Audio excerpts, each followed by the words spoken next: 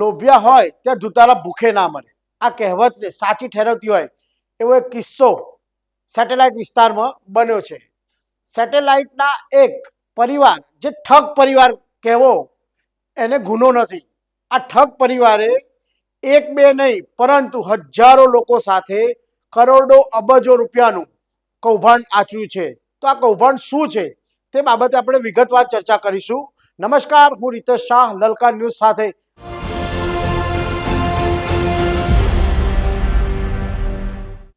વાત કરીએ આ ઠગ પરિવારની. કોણ છે આ ઠગ પરિવાર? મિહિર પરીખ, તેની પત્ની ધરા પરીખ અને તેની માતા ગીતા પરીખ, આ ત્રણ ઠગ પરિવાર છે. આ ઠગ પરિવારે એક બે નહીં પરંતુ હજારો લોકો પાસે 200 કરોડથી પણ વધારની ઠગાઈ કરી હોવાનું સૂત્રો તરફથી જાણવા મળ્યું છે. અને બે ફરિયાદ તો સેટેલાઇટ પોલીસ સ્ટેશનમાં નોંધાઈ ગઈ છે, જેમાં એક ફરિયાદ 4 કરોડની નોંધવામાં આવી છે. અને આ કેસની અંદર જ હાલ મિહિર પરીખ, તેની માતા ગીતા પરીખ, તેની પત્ની ધરા પરીખ સહિતના લોકો જેલમાં છે. અને હજુ પણ આ લોકો સામે એક બાદ એક ફરિયાદો નોંધાઈ છે. બીજી એક ફરિયાદ 1 કરોડ અને 40 લાખની સેટેલાઇટ પોલીસ સ્ટેશનમાં ફરી એકવાર નોંધાઈ છે, જેથી સેટેલાઇટ પોલીસે આ આરોપીને જેલની અંદરથી કાયદેસરની કાર્યવાહી કરીને એની પૂછપરછ કરવા માટે ફરી એક વખત સેટેલાઇટ પોલીસ સ્ટેશનમાં લાવશે અને એક પછી એક તેના કૌભાંડોનો પર્દાફાશ કરવામાં આવશે. મિહિર પરીખે એક બે નહીં પરંતુ 5 જેટલી કંપનીઓ બનાવી હતી અને લોકોને મૂર્ખ બનાવવાનો ધંધો ચાલુ કર્યો હતો. મિહિર પરીખ, તેની પત્ની ધરા પરીખ અને તેની માતા છે ગીતા પરીખ, તે શેર બજારમાં રોકાણ કરીને 10 થી 15% વળતર આપશે તેવી લાલચ લોકોને આપી હતી. અને તે લાલચમાં લોકો આવી પણ ગયા હતા. અંદાજે 200 થી પણ વધારે લોકો ભોગ બનનારા એક બે, આ તો બે ફરિયાદ આપણા સામે આવી છે, પરંતુ અનેક ફરિયાદો તેની સામે હજુ પણ નોંધાશે. અને મિહિર પરીખે શેર બજાર ઉપરાંત વર્લ્ડ ટૂરના નામે લોકોને મૂર્ખ બનાવ્યા છે. લોકોને સારા રિસોર્ટ આપવાના બહાને અને વેડિંગના નામે પણ લોકો સાથે ઠગાઈ કરી છે. અને આ મિહિર એક બે નહીં પરંતુ કરોડો રૂપિયાનું ઉઠામણું કર્યું છે. ત્યારે હવે પોલીસ શું કહી રહી છે તે સાંભળો તમે. સેટેલાઇટ પોલીસ સ્ટેશનમાં મહેન્દ્રભાઈ પટેલ કરીને એક ફરિયાદ આપી છે. આ ફરિયાદમાં એમને એવી હકીકત જણાવેલ છે કે મિહિરભાઈ પરીખ જે શેર બજારમાં રોકાણ કરવાથી સારું વળતર મળશે તમને એમ કહીને આ જે મહેન્દ્રભાઈ પટેલ છે એમના કુલ 4 કરોડ રૂપિયાનું એમને શેર બજારમાં અલગ અલગ અને મ્યુચ્યુઅલ ફંડમાં એમાં રોકાણ કરેલું અને વળતરનું એમને લાલચ આપેલી. અને એમણે આ રોકાણના જે એમને વળતર આપવાનું કીધું એ પ્રમાણે એમને વળતર પણ ના આપ્યું. અને એમની જે રકમ હતી, એમને જે રકમ પરત માંગી તો એ રકમ પણ એમને પરત કરી નહીં. એટલે આમાં આ મહેન્દ્રભાઈ પટેલે મિહિરભાઈ પરીખ, એમના પત્ની અને એમના મધર વિરુદ્ધમાં સેટેલાઇટ પોલીસ સ્ટેશનમાં છેતરપિંડી વિશ્વાસઘાત બદલ એક એફઆઈઆર દાખલ કરેલી છે.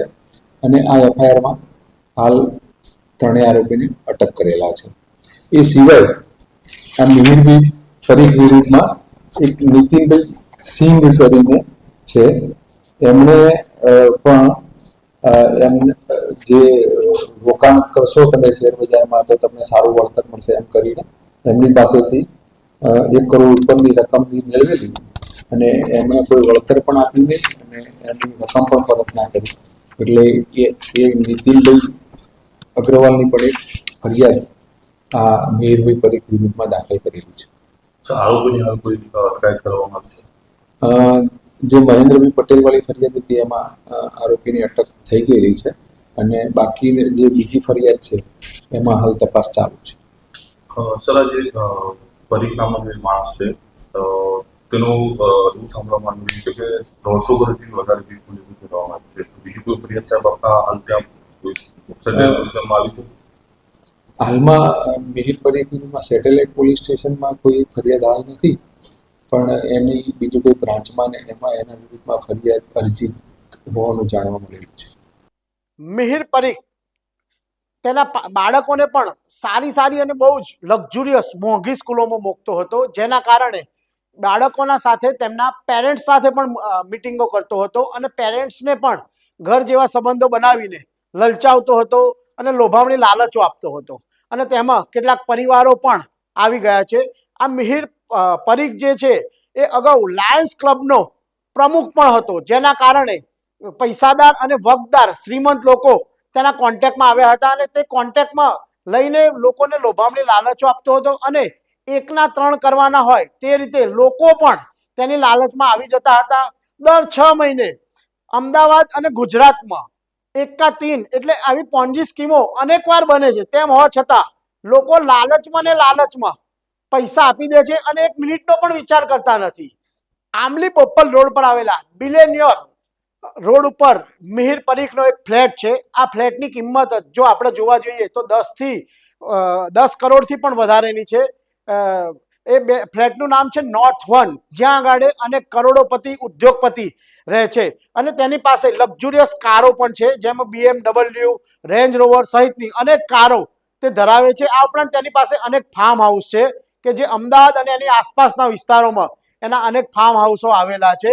જેથી આ કહેવત મેં કીધું કે લોભિયા હોય ત્યાં ધુતારા ભૂખે ના મરે, એ જ રીતે આ જે ભોગ બનેલા છે એ પણ એ લોભિયા છે અને એના કારણે જ એ લોકો ભોગ બન્યા છે. તેની સામે અનેક કેસ, ચેક રિટર્નના કેસો પણ અલગ અલગ કોર્ટોમાં ચાલે છે અને 25 થી 30 કરોડની અલગ અલગ ફરિયાદો તેની સામે થઈ રહી છે અને હજુ પણ એક એવો વ્યક્તિ છે જેની સાથે 25 કરોડ રૂપિયાની ઠગાઈ આ મિહિર પરીખે કરી છે અને લાયન્સ ક્લબમાં એટલા માટે જ પ્રેસિડેન્ટ હતો કે જેના કારણે કરોડોપતિ અને અબજોપતિ તેના કોન્ટેક્ટમાં આવે અને કોન્ટેક્ટમાં આવીને મીઠી મીઠી વાતો કરીને એ બધાને વાતોમાં ભોળવી લેતો હતો અને વાતોમાં ભોળવીને એ કરોડો રૂપિયાનું કૌભાંડ આચરતો હતો.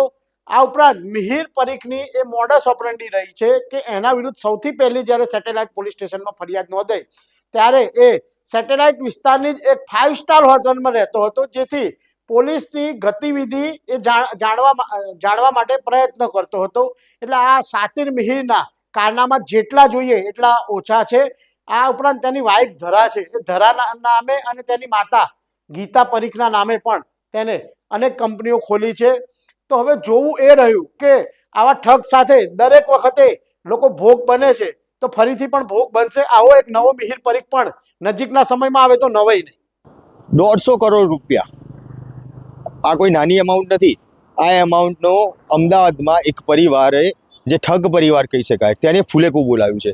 150 કરોડ રૂપિયાનું આ ફુલેકું છે તે બોલાવ્યું હતું મિહિર પરીખ, તેના પત્ની ધારા પરીખ અને તેમની માતા ગીતાબેન પરીખ, કે જેમના દ્વારા આખું ફુલેકું બોલાવવામાં આવ્યું. મિહિર પરીખનો જે આ ફ્લેટ છે, જે અત્યારે દ્રશ્યોમાં તમે જોઈ શકો છો, નોર્થ વન જે ફ્લેટ અમદાવાદના આંબલી પોપલ રોડ ઉપર આવેલો છે, આ ફ્લેટમાં એ બ્લોકમાં 7મા માળે 701 નંબરનો ફ્લેટ કે જે મિહિર પરીખનો હતો, પરિવાર સાથે અહીંયા રહેતા હતા.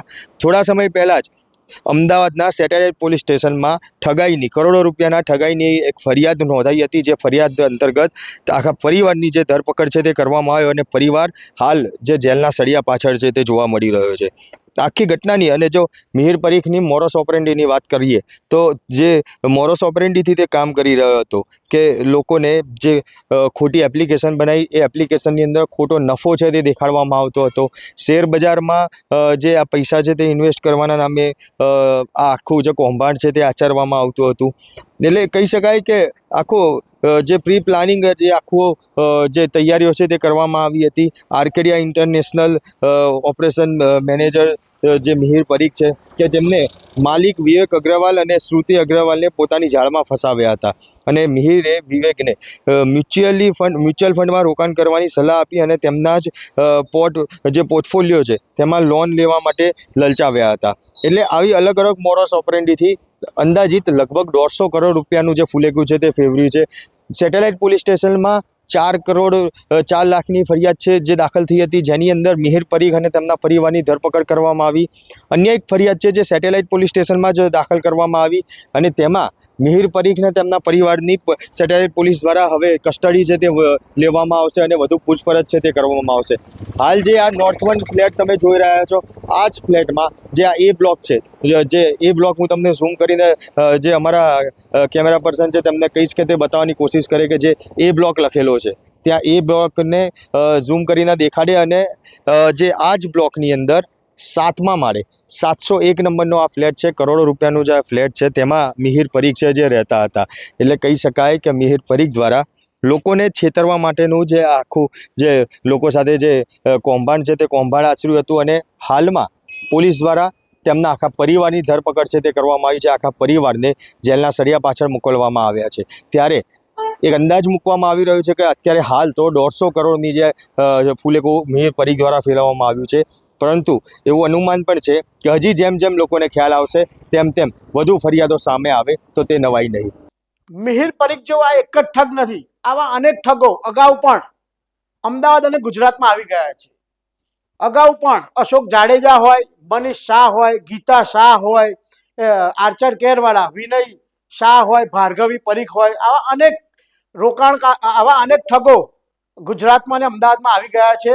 તેમ હોવા છતાં લોકો થોડા પૈસાની લાલચમાં, થોડા વધારે પૈસા કમાવાની લાલચમાં કરોડો રૂપિયાનું રોકાણ કરી દે છે અને પછી રાતા પાણીએ રડે છે. તો રોકાણ કરતા પહેલા તમે વિચારો કે ખરેખર આ જે ઠગો છે એમાં તમારા પૈસાની કેટલી સુરક્ષા છે. તો આ બાબતે તમારું શું માનવું છે? અમારા કોમેન્ટ બોક્સમાં જરૂરથી જણાવશો. સાથે જ અમારા આ વિડીયોને લાઇક, શેર અને સબસ્ક્રાઇબ કરવાનું ભૂલતા નહીં. આપના પોતાના પ્લેટફોર્મ લલકારને લાઇક કરો, ફોલો કરો, સબસ્ક્રાઇબ કરો અને શેર કરો.